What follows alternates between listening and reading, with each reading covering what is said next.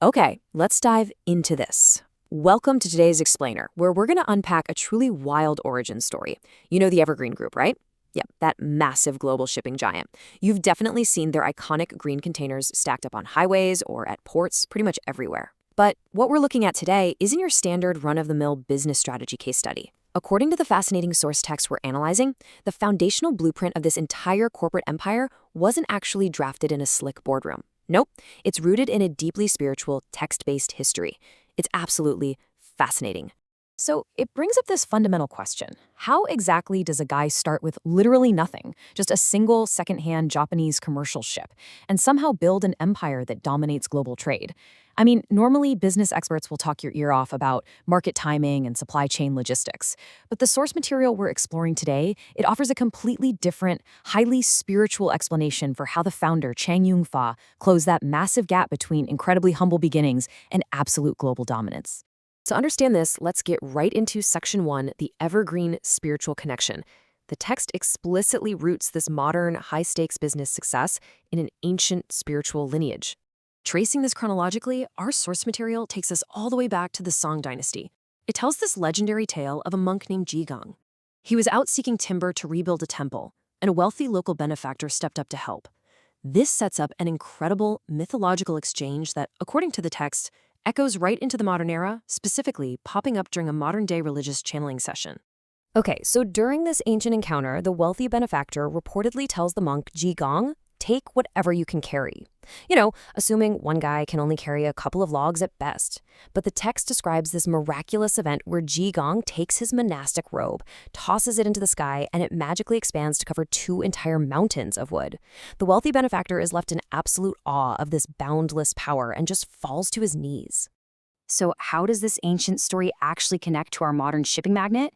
Well, according to the text, this link was revealed years later during a spiritual class of the I-Kuan Tao faith.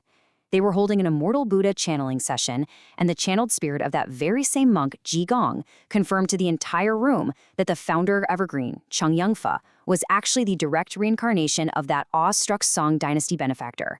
Wild, right? And get this, the spiritual connection didn't just stop at a past life revelation. It's truly remarkable when you consider that a globally recognized corporate brand name was, according to the source, originally bestowed by a spirit. The text details that during this exact same channeling session, the spiritual entity of Gong actually hand-drew several lotus flowers and gifted them to Chang. Along with that, he explicitly gave his fledgling company the name Evergreen, or Chang Rong in Chinese.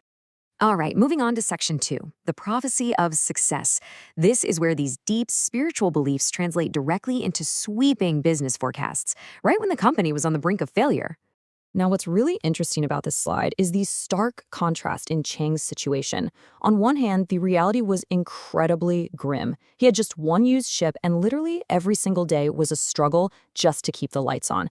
But spiritually, he was holding on to this divine prophecy given by the channeled Gong, which promised limitless success spanning all 5 continents.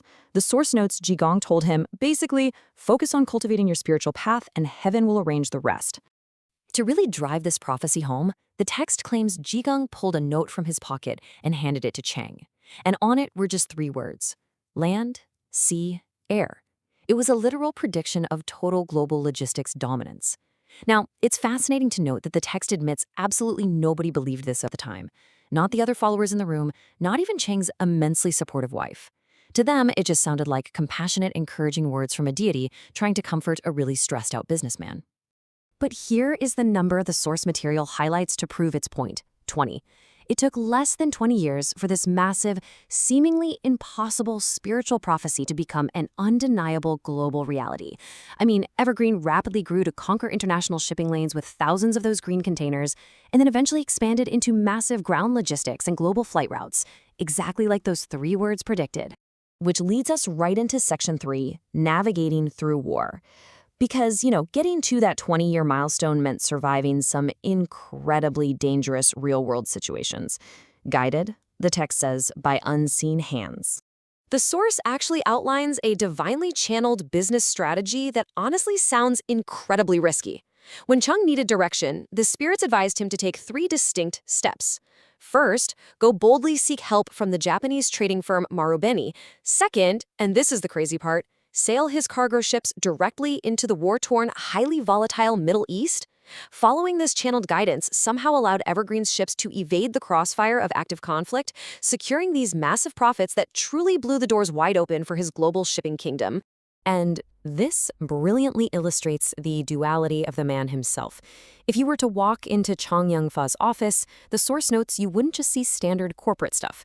Right alongside the vital navigational maps charting the world's oceans, you'd find prominent statues of Guanyin, the Bodhisattva of compassion, and Maitreya Buddha.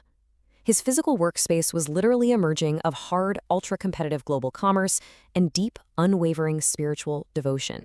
Let's transition over to Section 4, Karma and Business Philosophy. Here, the source material breaks down the specific religious framework that really fueled the founder's relentless work ethic. The foundation of his entire philosophy was the I-Kuan Tao faith. The text defines it clearly. It's a spiritual path focused heavily on doing good deeds and walking a righteous path. It's got a very pragmatic approach. For example, they light incense out of respect, but they skip the superstitious practice of burning paper money for the dead.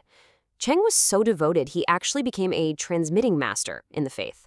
And while he talked about his beliefs a lot and encouraged goodness, the text makes a point to say he never forced his employees to join, though a lot of them naturally did just from watching his example. This brings up a super logical question that Chang actually posed himself. Why was he the only one of his brothers to succeed on such a massive historical scale? He reasoned, look, they all came from the exact same middle-class family. There was no wealthy father bankrolling them. So mere genetics or upbringing couldn't explain this vast difference in their ultimate destinies. For Chang, the only logical explanation was karma and past life cultivation. The text details Chang's specific karmic blueprint. He believed that everyone is born bearing invisible karmic marks from their past lives. This karma dictates the initial hand you're dealt in life, the good, the bad, the whole shebang. You have no choice but to accept it. But, and this is absolutely crucial, Chang did not see karma as a free pass to just sit back and do nothing. Actually, scratch that. It was the exact opposite. He believed that while karma sets your starting line, your ultimate destiny can only be changed through intense, relentless personal effort and sheer hard work in this lifetime. Taking action was the only way forward. This entire explainer is beautifully summed up by a quote from Zhang Rong Fa himself, highlighted right in the text. Everyone has a unique mission. Faith is the strongest driving force to stimulate human goodness. For Chang, spirituality wasn't just some comforting thought. It was the ultimate architectural blueprint and the literal engine of his life. It drove a business titan to build an empire, all while staying laser-focused on human goodness. So, we've seen how a profound belief in ancient karma and channeled prophecy reportedly built one of the largest shipping empires on Earth. And it leaves us with this to consider. What invisible forces, deep-seated beliefs, or personal philosophies are shaping the blueprint of your own life's work? It's definitely something to think about. Thanks for joining me on this explainer, and I'll catch you next time.